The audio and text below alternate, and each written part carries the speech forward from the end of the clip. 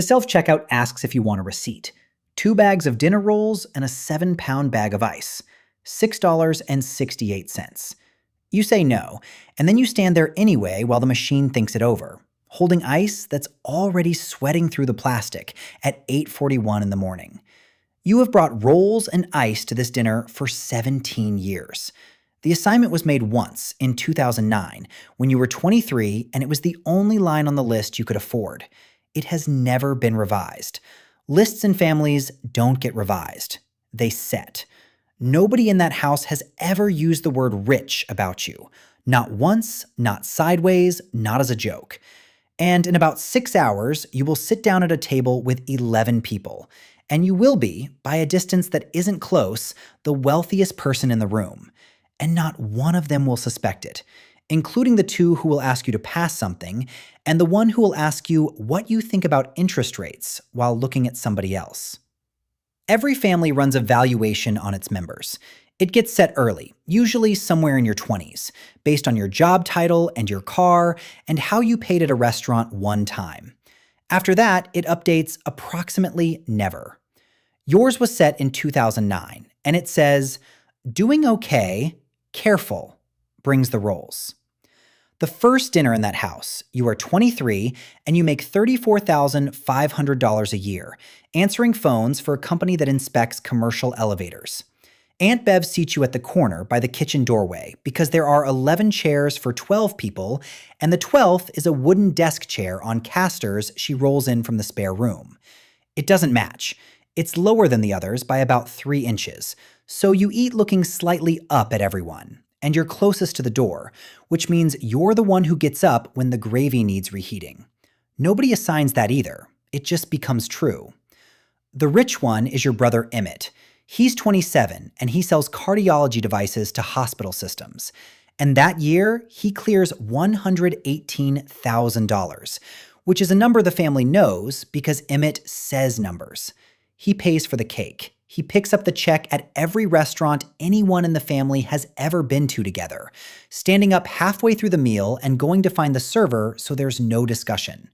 He leases a car that makes a specific sound. When your cousin's furnace goes out in January, Emmett. When somebody needs a flight covered for a funeral, Emmett. In a family, the rich person is not the one with the largest number. It's the one who reaches for the check fastest. That's the whole test.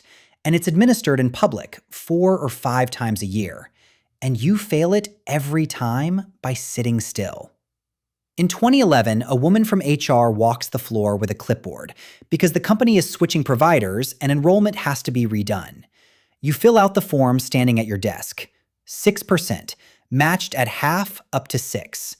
A total of $290 a month leaves before you see it. The fund is the whole market index, expense ratio 0.03%, chosen because the other names had more words in them and you didn't know what the words meant. 4 minutes. Nobody witnesses it. There is no version of this story where the important moment is dramatic. By the end of that year, the balance is $3,513.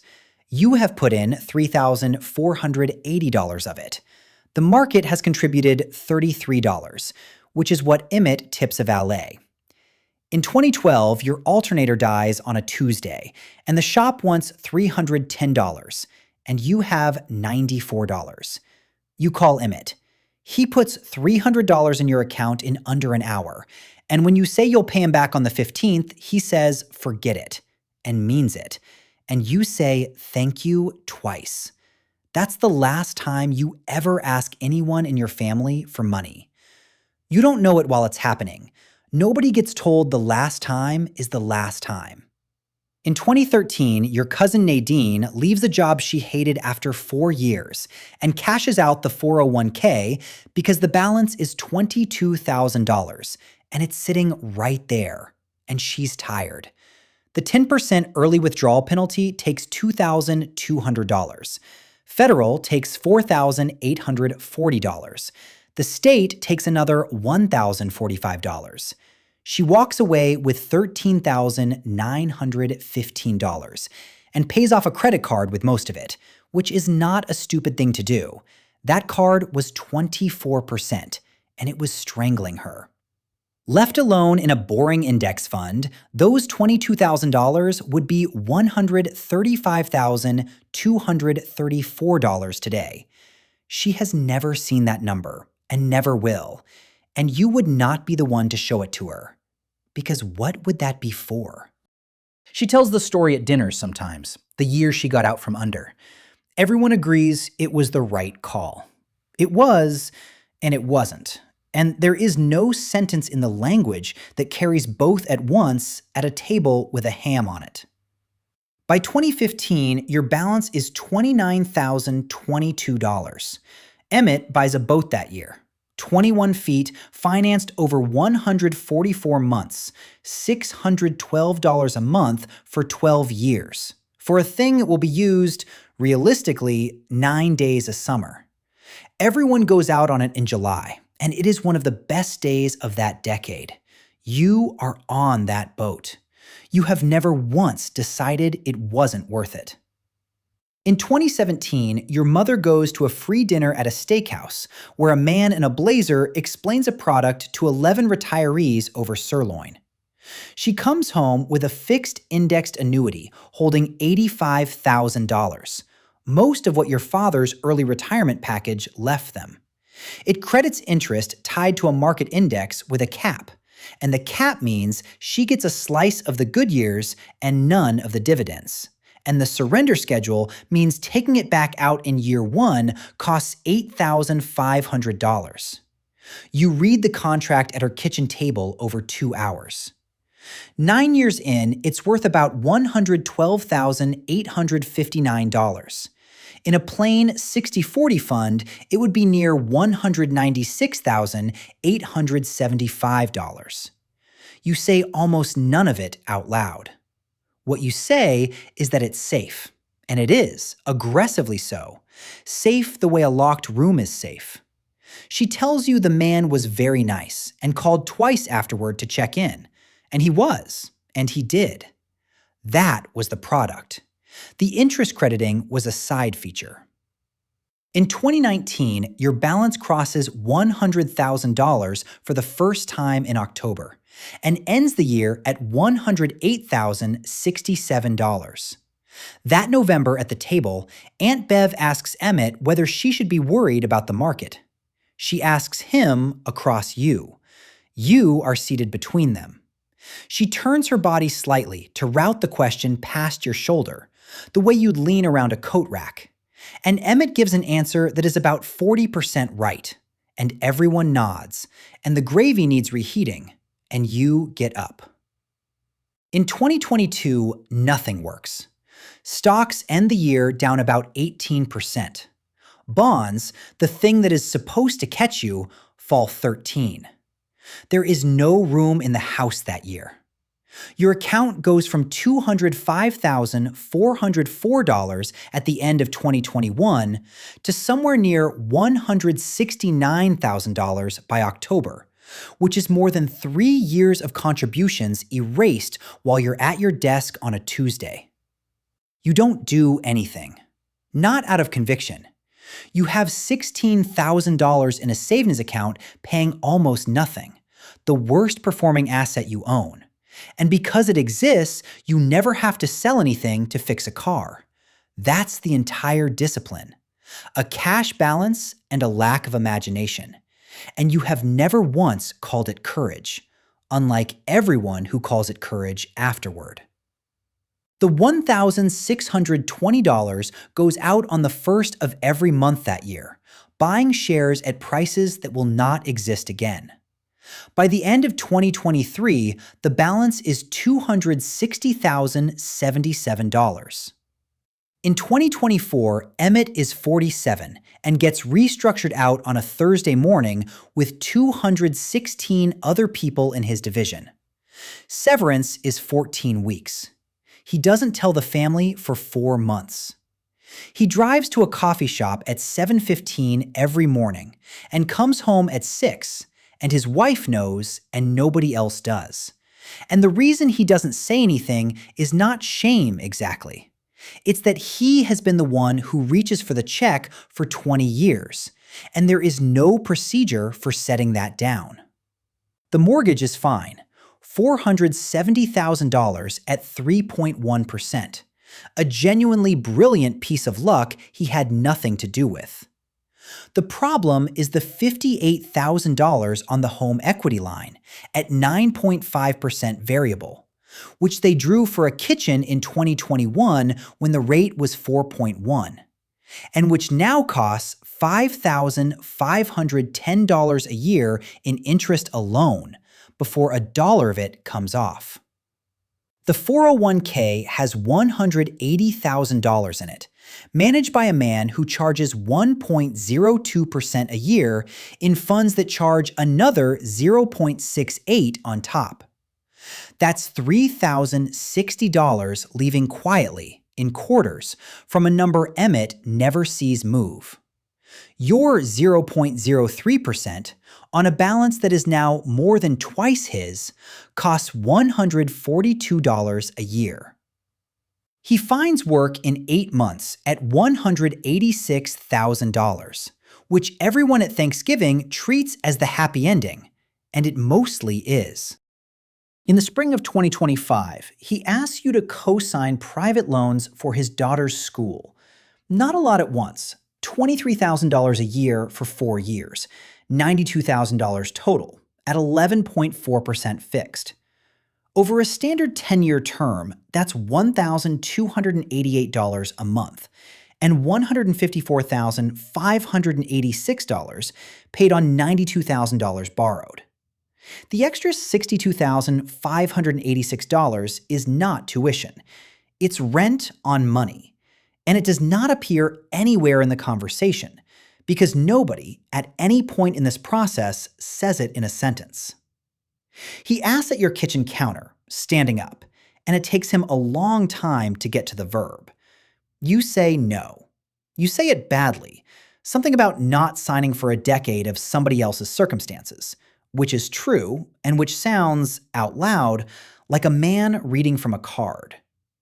Then you offer $18,000, a gift, no paper, for the first year, so the number he borrows is smaller. He takes it. He says thank you in a flat voice and puts his hand on the counter for a second before he leaves. And you have replayed that second more than you have replayed any of the numbers in this story. He borrows the rest anyway. Of course he does. And for about 7 months, there is a coolness in every phone call that neither of you names. And it does eventually pass, and the thing that made it pass was not a conversation. Nobody in this is behaving badly. That's the part that doesn't resolve. In March, your father hands you a letter over the kitchen table, folded into thirds, already soft at the creases from being opened. The pension board is offering him a lump sum, $412,000, one payment, instead of the $3,380 a month he currently gets for the rest of his life. He is 68. He worked 29 years for a county water authority. That $3,380 a month is $40,560 a year.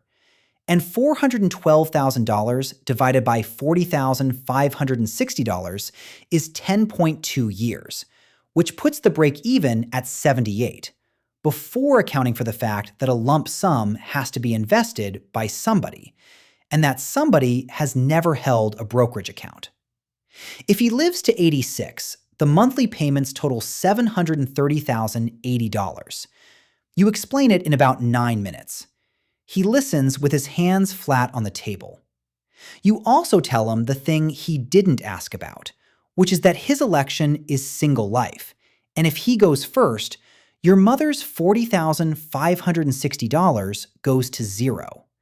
And the joint option at $2,780 a month would cost them $7,200 a year to make her not poor at 81. He says, quiet. Nobody explained that part. Somebody did. It was in the packet, in a paragraph, in 1998. He takes the monthly. He changes the election. When you're leaving, he says, at the door, not looking at you, "You're good at this stuff." And that is the closest anyone in your family has come in 17 years to noticing. Your grandmother is 91 this August. That's whose birthday the dinner is. In June, she asked you to drive her to an appointment, and in the car, at a light, she said she'd changed her will and put your name as executor, and did you mind? You said no. She said, it's not much, the house and whatever's in the account. It's about $190,000 all in, and the house needs a roof.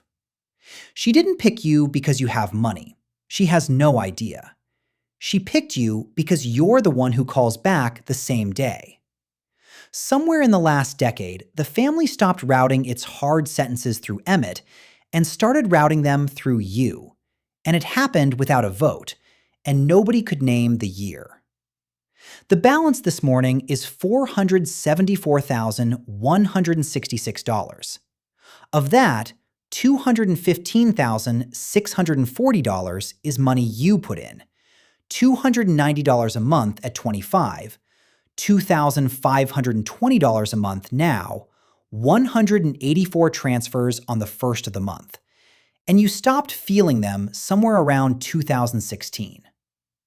The other $258,526 was never yours. It belonged to time. You just didn't interrupt it. Sometime in 2024, the growth quietly passed the contributions. And from that point on, the majority of that account has been money nobody worked for. You did not notice. Nothing arrived. There was no email. The house is worth $285,000, with $196,000 left on it. Call the whole thing $563,000. There are people at that table tonight who make more than you do. 2 of them, comfortably. And every one of them, if you added it all up honestly, is somewhere between slightly ahead and considerably behind 0. You will not tell them. Not because it's a strategy, because there's no sentence. You get there at 4. The desk chair on casters is already at the corner by the kitchen doorway, because at some point it stopped being the overflow chair and became yours. You put the rolls in the oven. You put the ice in the cooler on the porch. Emmett arrives at 4:40 and reaches for the check the way he has always reached for the check. There's no check tonight, so he brings 2 bottles of wine that cost more than they should and sets them down like a man laying something on a scale. You let him. He needs it more than you need to be right, and that has been true for a while now. At some point tonight, Aunt Bev will say you've always been sensible, and she'll mean it as a small thing, the way you'd say it about a man who keeps a spare tire properly inflated. Nadine will ask if she should be putting money somewhere, and you'll say a little every month into the boring one, and she'll say she really should, and she won't, not this year. Being the richest person at the table is not a feeling. It's a job with no title and no notification. You get up for the gravy. You take the call at 11 at night. You read the letter twice and explain it in 9 minutes.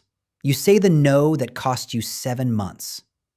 You sit 3 inches lower than everybody else in a chair that doesn't match, at the corner near the door, where the person who is going to be needed sits. You never got to be the one who asks. That ended in 2012, with $300 and an alternator, and nobody told you at the time. In about 11 months, a text will go out to 14 people with a list on it. Someone brings the ham. Someone brings the wine. Someone brings the folding table from the garage. It will say rolls and ice next to your name, because it was written in 2009 and it has never been revised. And you'll type back, sure, and you'll mean it. And you'll stand in a grocery store at 8:41 in the morning holding $6.68 worth of the only assignment your family has ever given you. Somewhere tonight, there's a 23-year-old in that same seat at a different table, 3 inches lower than everyone, getting up for the gravy, certain about who the rich one in the room is. They're right, for now.